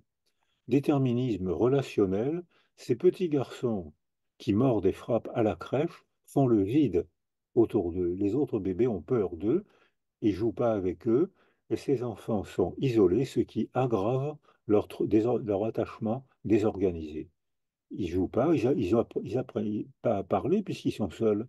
Ils ont un retard de langage, donc ils s'expriment encore plus par le passage à l'acte, parce qu'ils ne peuvent pas dire avec des mots, donc ils explosent. Ils avaient déjà tendance à exploser facilement, et ben, leur isolement aggrave cette tendance à exploser. Et puis pour les garçons, c'est encore pire, c'est que toutes les cultures, vous avez bien entendu, toutes les cultures, y compris la nôtre, ont utilisé cette brutalité des petits garçons, plus que celle, pas celle des filles, pour les préparer à la guerre. Toutes les générations avaient une guerre. Quand j'étais enfant, j'en ai connu deux. J'ai connu la guerre de 40 et la guerre d'Algérie. Je confirme qu'on apprend la violence aux garçons plus qu'aux filles. Même aujourd'hui où les filles s'engagent dans les armées, des bataillons de filles s'engagent dans les armées, elles n'apprennent pas la violence. Aujourd'hui, elles apprennent la gestion, elles arrivent au poste de commandement, elles vont pas dans les commandos. Elles n'apprennent pas la violence. C'est-à-dire que là, un déterminisme à différents strates, chromosomiques, hormonal, relationnel, psychosocial. Et ça explique, donc là encore, dans une théorie de la résilience, on peut agir sur tous les stades de développement. Si un petit garçon mord et frappe et casse, c'est pas en le mordant, c'est pas en l'isolant qu'on va l'améliorer, c'est en le sécurisant. Et là, probablement, il faut un professionnel qui apprend à sécuriser ces petits garçons pour leur apprendre à s'exprimer, à faire évoluer les styles d'attachement. Les styles d'attachement évoluent. Hein, on est en train de pétrifier les descriptions de Bowlby, Mary Ainsworth. C'est une tendance, c'est pas sculpté dans le marbre, c'est une tendance. Quand un petit garçon, une petite fille sécure a un malheur dans l'existence, autour d'elle, quand ses parents ont un malheur, l'enfant devient insécure, alors qu'il partait pour une trajectoire d'enfant sécure. Donc je pense que là, il y a des méthodes pédagogiques à apprendre aux psychologues, aux psychoéducateurs, de façon à apprendre à sécuriser ces garçons-là, au lieu de les punir ou de les isoler, ce qu'on faisait jusqu'à maintenant et qui aggravait leur violence.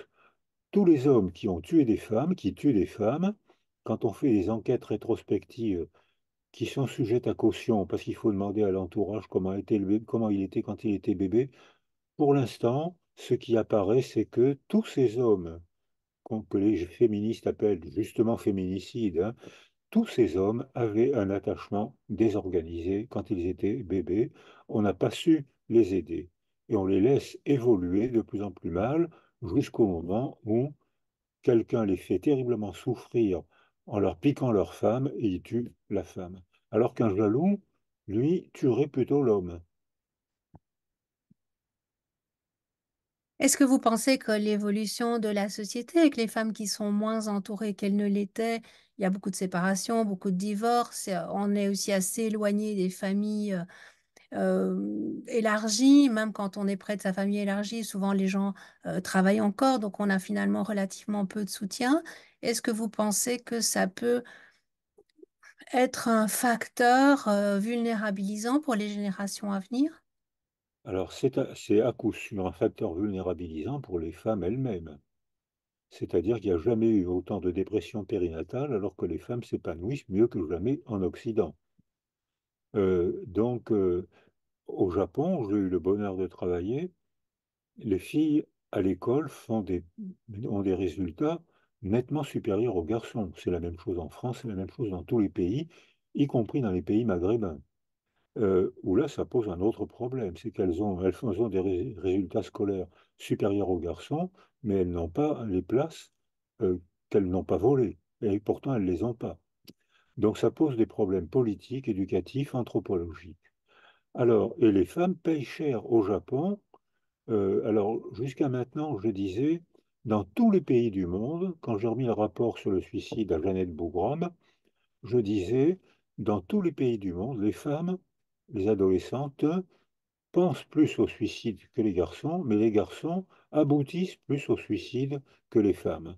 Sauf au Japon, où les filles font des performances scolaires stupéfiantes, ont des résultats, des diplômes stupéfiants, et se suicident, pensent plus au suicide que les hommes, et se suicident plus que les hommes. Parce que Isabelle Roskam, que j'ai la chance de côtoyer, elle a fait une étude sur le burn-out, sur les planètes, la cartographie des burn-out. C'est dans les pays occidentaux qu'il y a le plus de burn-out féminin. Elles peuvent pas tout faire. C'est-à-dire que si elles mettent au monde un bébé avec un conjoint, un homme, une femme. Ce qui se passe maintenant, c'est que beaucoup de femmes veulent, tout à l'heure je le disais en France, les chiffres varient entre 6% et 30% des femmes qui veulent ne jamais mettre au monde d'enfants. Mais 60% des PMA, aujourd'hui, sont demandées par des femmes seules qui veulent mettre au monde un homme, un enfant. Tiens, j'ai fait un lapsus intéressant, ça reste entre nous, ça. Qui veulent, qui veulent mettre au monde un enfant pour elle-même. C'est-à-dire que l'enfant a changé de signification, il devient une réalisation personnelle, mon corps de femme est donc capable de mettre au monde un enfant, ça devient alors qu'avant, mettre au monde un enfant, c'était une ambition sociale. Il fallait mettre au monde un enfant pour une âme pour adorer Dieu, et il fallait mettre au monde un garçon, de préférence à une fille, pour faire la guerre ou pour travailler au fond des mines 15 heures par jour, parce qu'un homme ne se plaint pas. On apprenait aux garçons à ne jamais se plaindre. Une femme peut se plaindre.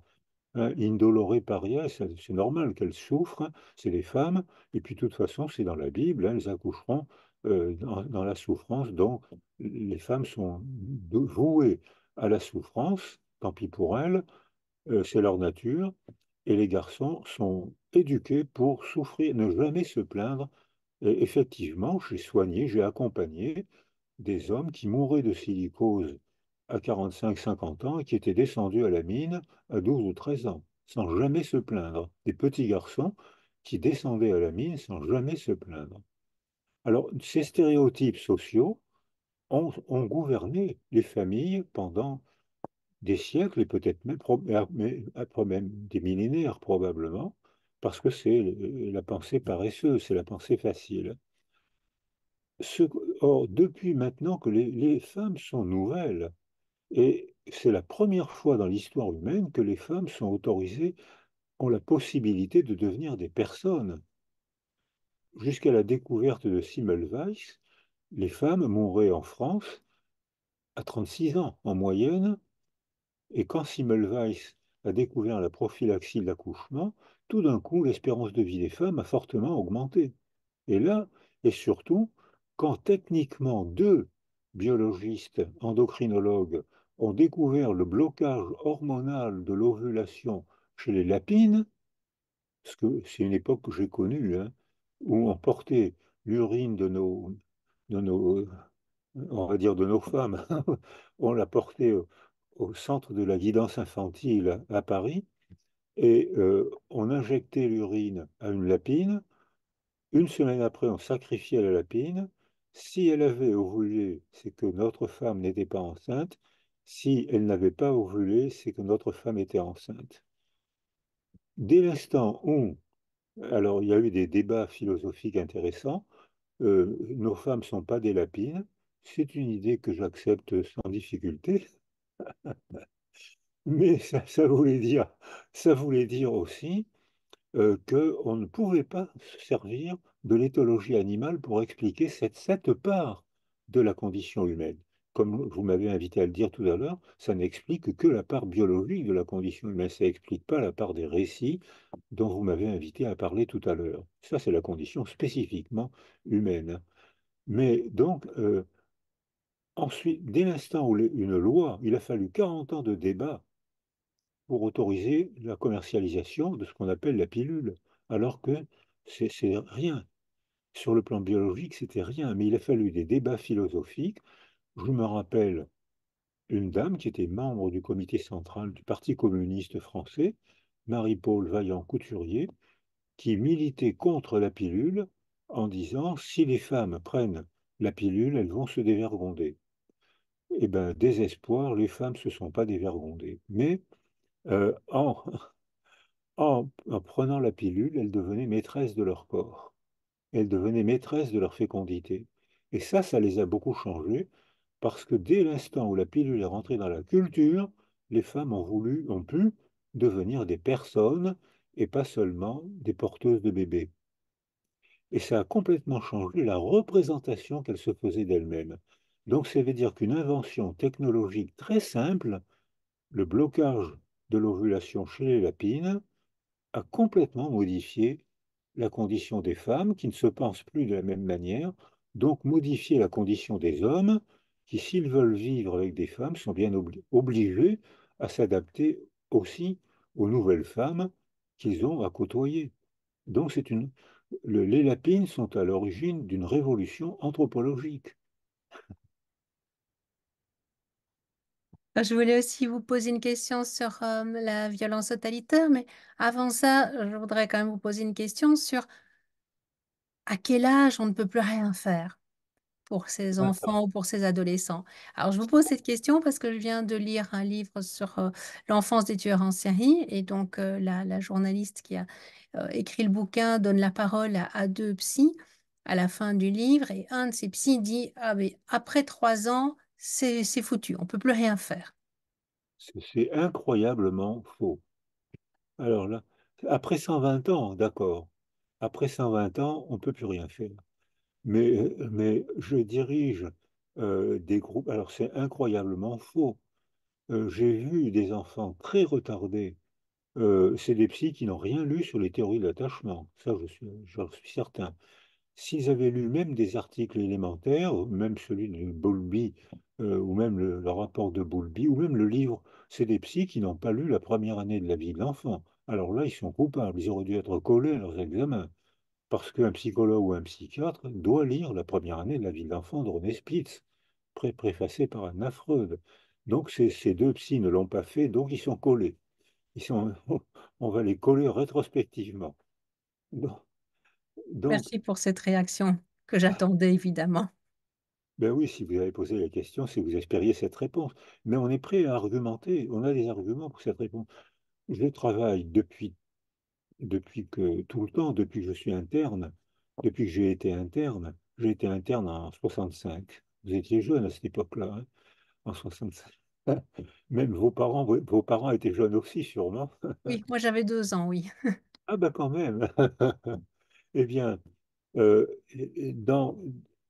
même à cette époque-là, j'ai vu des enfants très retardés.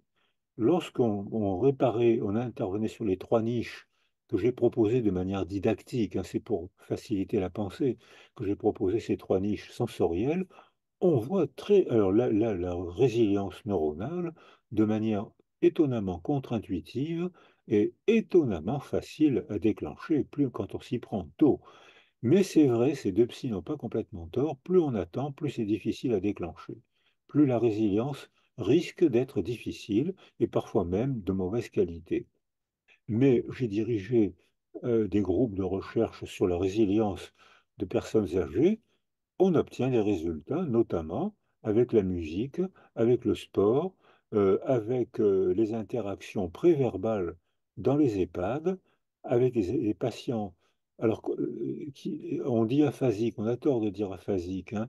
Une personne âgée c'est le trouble de la mémoire des mots, c'est pas l'aphasie, c'est la mémoire des mots.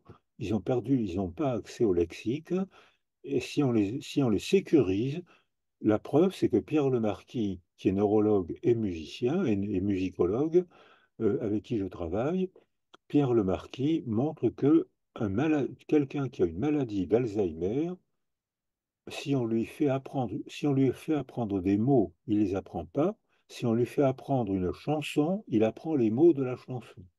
Donc, même chez les personnes âgées, il y a des processus de nouveau développement après l'altération, ce qui définit la résilience.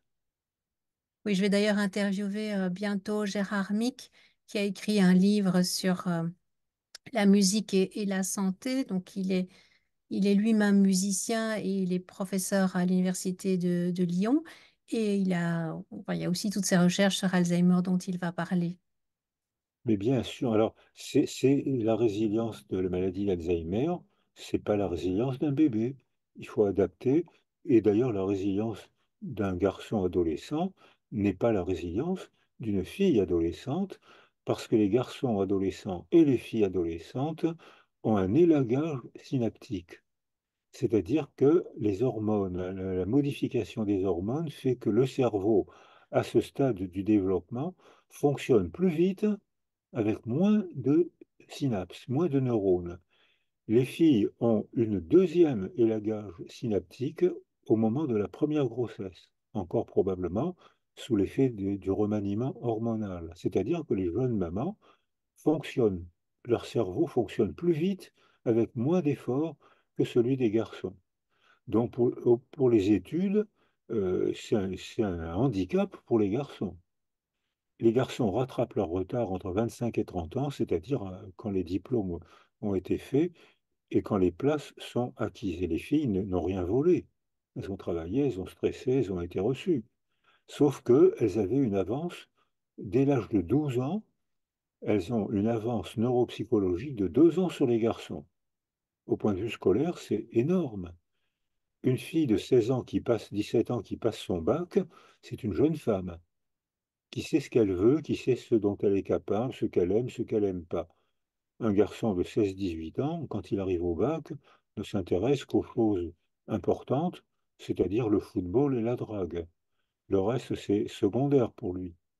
Donc, ça fait des ontogenèses très différentes pour les garçons et pour les filles, mais il y a des groupes féministes qui m'ont beaucoup, beaucoup agressé, Mediapart notamment a beaucoup agressé pour dire ce qu'on est en train d'échanger à l'instant. Et pourtant, il y a beaucoup d'arguments qui le défendent. Mais j'ai été agressé par des gens, même des neurobiologistes, qui me disaient il n'y a aucune différence entre les hommes et les femmes. Alors moi, j'ai remarqué que quand les hommes et les femmes ont des relations sexuelles, statistiquement, c'est les femmes qui sont enceintes. C'est-à-dire que il y a quand même au moins cette différence. Oui, oui, les hormones jouent un grand rôle. Et d'ailleurs, Catherine Raymond, dont je parlais tout à l'heure, hein, qui a, en voix off, je vous ai parlé de son étude où elle a euh, montré qu'en fonction de la maturation des différentes zones du cerveau impliquées dans le stress, on avait des réactions différentes à l'âge adulte. Eh bien, elle fait son post-doctorat sur les réactions au stress et les hormones féminines. Donc, effectivement, il y a de plus en plus de recherches qui sont menées aussi et de façon tout à fait sérieuse. Et ce n'est pas pour montrer que les femmes sont plus ou moins quelque chose par rapport aux hommes, mais simplement, effectivement, qu'il y a quelque chose qui est d'un fonctionnement différent. Mais c'est probablement ça qui fait que l'espèce humaine a pu survivre. Si on avait été des clones, la moindre variation de milieu aurait éliminé l'espèce entière. Alors que justement, parce qu'il y a des différences entre les hommes et les femmes, entre les cultures, il y a toujours des jeunes qui sont adaptés au nouveau milieu, donc l'espèce humaine peut survivre. Alors, je voulais parler de la pensée paresseuse. Évidemment, ça m'a fait penser aux femmes que j'ai pu rencontrer, parce que j'ai eu l'occasion de rencontrer les groupes de femmes qui ont perdu un enfant dans le djihad. Et certaines mamans racontent que quand elles téléphonaient à leurs enfants, quand elles remettaient en question leur dogme, hein, de Daesh, et qu'ils ne pouvaient pas répondre, la réponse c'était: je vais demander à mon émir. Donc, effectivement, ça permet de ne plus devoir penser par soi-même, mais je pense que ce que j'ai pu remarquer avec par exemple, les tueurs en série qui n'ont pas justement réussi ça et les dictateurs qui ont réussi ça, entre guillemets, le mot réussite, c'est que les dictateurs, ce que j'ai pu remarquer, c'est qu'ils avaient eu souvent une enfance effectivement extrêmement difficile, avec énormément de violence, mais qu'à un moment, ils ont pu aller vers un groupe souvent à dominance masculine, des groupes virils comme des groupes de sport ou l'armée. Et puis, il y a souvent un deuxième groupe, soit c'est le premier, soit c'est le deuxième groupe, qui est un groupe idéologique, hein, politique ou religieux. Pour Daesh, par exemple, religieux. Pour les dictateurs, c'est souvent politique. Et donc, ces groupes, finalement, leur donnent aussi une sorte de socialisation, ça redonne du lien, ça leur donne une place dans la société qu'ils n'avaient pas. On leur donne cette place aussi. Et donc, les dictateurs, finalement, c'est des tueurs en série qui ont réussi, comme le disait l'historienne Véronique Chalmé. Et donc, je pense que cette réussite, elle vient aussi par cette espèce de corset de pensée idéologique totalitaire où on ne doit pas penser par soi, où finalement l'identité, elle est extrêmement réduite, hein. Si on prend l'extrême droite, c'est la couleur de la peau. Si on prend Daesh, c'est la religion, et encore une fausse religion, mais euh, c'est pas la religion musulmane, c'est ce qu'ils en ont fait, une espèce d'ersatz. Mais voilà, c'est très facile en fait. Ça socialise, ça donne une place, et en fait, on doit plus penser par soi. Il y a une espèce de content. Qu'est-ce que vous en pensez? Mais je suis mot à mot d'accord avec ce que vous avez dit, c'est-à-dire que, mais là, j'ajouterais que la pensée paresseuse est une douce tentation, parce que tout d'un coup, je suis bouleversé, j'avais un attachement désorganisé, je me sentais Mohamed Merah. Mohamed Merah, pas de famille, sa famille est très malheureuse, il n'y a pas de structure autour de lui. L'école, il est vraiment très mauvais, il ne va jamais à l'école. Au sport, il est mauvais, même en sport, il n'arrive pas à trouver sa place. Dans la rue, il est petit délinquant, il traîne dans les rues, il est petit délinquant. Il est arrêté, il va en prison et là, il rencontre quelqu'un qui enfin lui dit où est le bien, où est le mal. Le mal, bien sûr, c'est les Juifs et le bien, bien sûr, c'est de tuer des Juifs, ce qui permettra d'accéder au pouvoir. Et là, même avant d'arriver à ça, il a été récusé par l'armée française, qui l'a trouvé aussi trop mauvais pour être soldat. Donc ce gars qui n'avait que des échecs, tout d'un coup, devient le champion d'une cause morale. Si tu tues des juifs, tu iras au paradis. Il l'a fait. Probablement, il est mort sans angoisse, il est mort dans l'enthousiasme de ces hommes-là. Il y a des femmes qui s'y mettent, mais il y en a, comme ce qu'on disait tout à l'heure, mais il y en a beaucoup moins que d'hommes, mais il y a beaucoup de femmes à qui ces dictateurs de l'âme, on leur met des ceintures d'explosifs autour de la taille et elles vont se faire sauter chez l'ennemi, comme on le voit beaucoup au Proche-Orient. La pensée paresseuse est très attirante. Elle nous revalorise. Je n'ai pas d'idée, je n'ai qu'à réciter les slogans du chef, qui lui sait tout. C'est un chef religieux, c'est un chef profane. Nous sommes tous ensemble pour l'admirer. Donc, ça donne un sentiment de puissance, ça donne enfin un sentiment de sécurité, ça donne un sentiment de joie, c'est une joie carnassière. On sait d'où vient le mal. C'est l'étranger, l'arabe, la sorcière. On sait d'où vient le mal. René Girard a très bien travaillé ça avec le phénomène du bouc émissaire. Et moi, j'ai eu la chance de côtoyer René Girard. Dès l'instant où on sait d'où vient le mal, on a une conduite à tenir. Il suffit de le tuer, de la brûler, la femme sorcière, et tout ira mieux. Et c'est ce qu'on voit réapparaître actuellement. On voit réapparaître le mal vient de l'autre. Alors, bien sûr, l'autre, c'est celui qui n'a pas la même couleur, c'est celui qui n'a pas la même religion, ça peut même être celui qui n'a pas la même théorie commerciale, ou ça peut même être une croyance scientifique, hein, celui qui n'a pas la même croyance que moi. Et on voit, la pensée totalitaire est très avantageuse et très attirante, mais elle est mortifère. Oui, tout à fait. Ça me fait penser à une phrase de Michel Tournier qui disait la prison, ce n'est pas seulement des barreaux, c'est aussi un toit.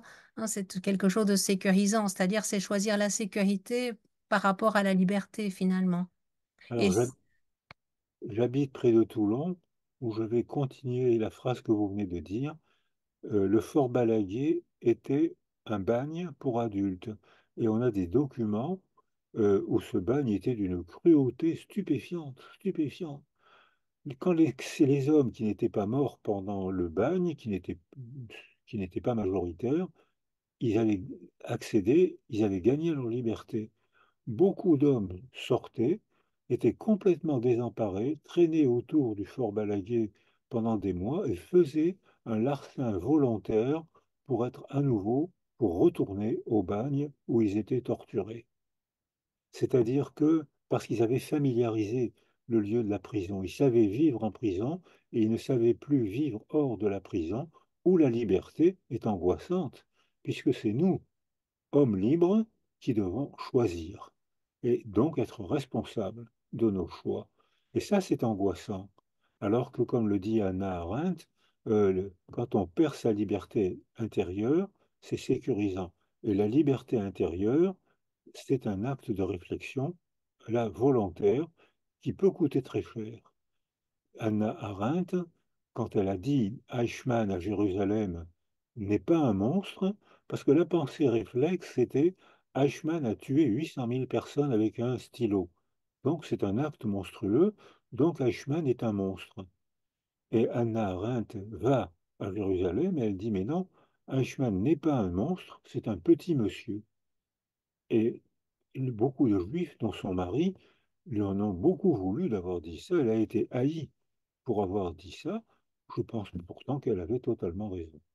oui, elle parlait de la banalité du mal. Et je trouve aussi que l'idéologie totalitaire, ce qu'elle permet aussi, c'est de socialiser la violence. C'est-à-dire que la personne qui rentre dans une idéologie totalitaire, elle fait le mal pour le bien. Je vais même dire pire que vous, ça permet d'érotiser la violence, puisqu'on moralise la violence et comme il n'y a pas d'altérité, on peut tuer sans aucun sentiment de crime en jouant ce qu'ont fait les nazis, qui tuaient à Babillard, les femmes avec des bébés étaient mises nues avec le bébé dans leurs bras et elles étaient fusillées. Elles tombaient mortes ou encore vivantes dans une fosse et on jetait de la chaux sur la mère et l'enfant. Ce crime d'une atrocité stupéfiante a été commis par des hommes qui faisaient ça en riant. On a les documents. Il y avait tellement peu le sentiment de crime qu'ils se filmaient pour rigoler, comme le font certains jeunes aujourd'hui qui filment des bagarres ou des viols pour s'amuser. C'est l'arrêt total de l'altérité, de l'empathie. Oui, c'est de la déshumanisation, hein. Moi, j'ai aussi travaillé au Rwanda, on parle des cafards, des Inyenzi. Donc, et quand on parle de monstres, c'est aussi une déshumanisation, hein. Donc, il y a une déshumanisation réciproque. Et par exemple, on a bien vu ça pendant les procès où des gens ont sympathisé avec des personnes qui étaient dans les rangs des accusés, donc des attentats terroristes, parce qu'en fait, ils se sont rendus compte que c'était des gamins, que ça aurait pu être leurs gamins, et donc ce n'étaient pas les monstres, et c'était malheureusement moins facile pour eux de découvrir que c'était pas des monstres, c'est pas dichotomique. Hein, eux, c'est des monstres, nous, on est les victimes. Et oui, la déshumanisation, ça permet effectivement de faire des actes enfin, peut-être pas qui bloquent l'empathie. Moi, je pense que l'empathie, elle existe toujours dans la mesure où, pour faire mal, il faut comprendre le monde de l'autre. Mais par contre, il n'y a plus de compassion, il n'y a plus de sympathie, il n'y a plus vouloir aller apaiser la souffrance quand on la voit chez l'autre. Alors là, je reprendrai un peu pour le sadique. fait du mal, jouit du mal qu'il voit, mais c'est pas, il n'a pas de représentation du monde de l'autre. Il jouit des gestes de torture, du théâtre de la torture. Sade faisait des comédies de théâtre qui sont encore, paraît-il, admirées. Ce qui le faisait jouir sexuellement, c'était le théâtre de la souffrance de l'autre. C'était pas son monde mental.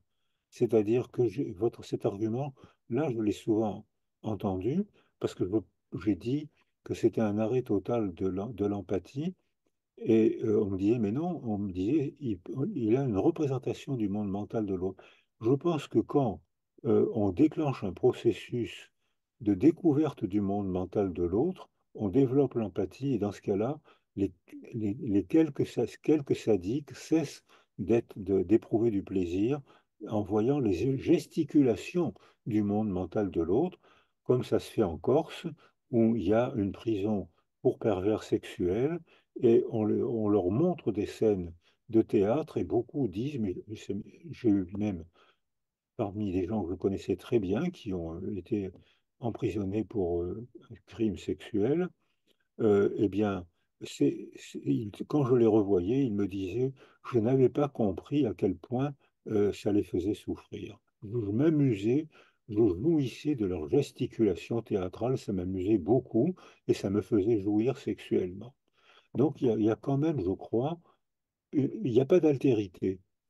Euh, donc il y a quand même, je crois, un processus pervers qui se met en place.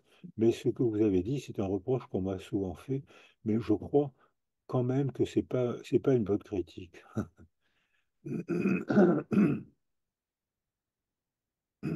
Qu'aurez-vous envie de dire pour clôturer cet entretien qui a été tout à fait passionnant? Je vous remercie et puis je vous remercie d'avoir pointé par rapport à l'attachement toute l'importance de l'environnement et aussi le fait que ce n'est pas des notions figées parce qu'aujourd'hui, effectivement, on a tendance à mettre les gens dans les cases alors que ça peut bouger avec les rencontres qu'on fait, avec les thérapies d'ailleurs aussi.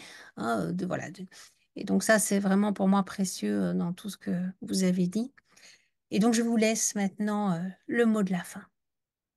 Ben, je suis enchanté d'avoir parlé avec vous, d'une part, de nos travaux, de nos travaux à nous tous, hein. Il n'y a pas que Boulby que je cite régulièrement, mais il y a même en neuroimagerie, c'est toujours des équipes qui produisent des récits qui sont en train de modifier la biologie, la psychiatrie et la psychologie.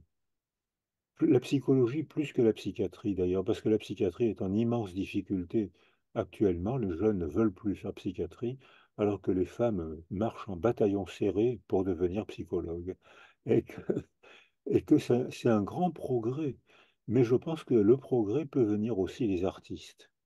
C'est-à-dire que c'est par le théâtre, le cinéma, la littérature, à condition que ça débouche, comme dans le théâtre de la Grèce ancienne, il faut que ça débouche sur un débat.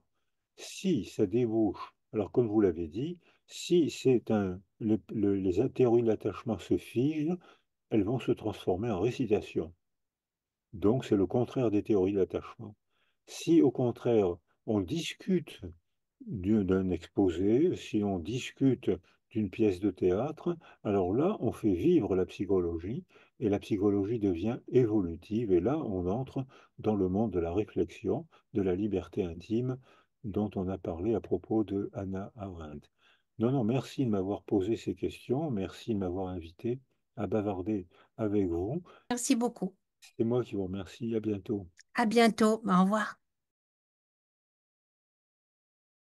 Vous avez aimé cette vidéo, pensez à la commenter, à la partager et à faire connaître la chaîne Résilience Psy. Au revoir et à bientôt pour de nouvelles aventures.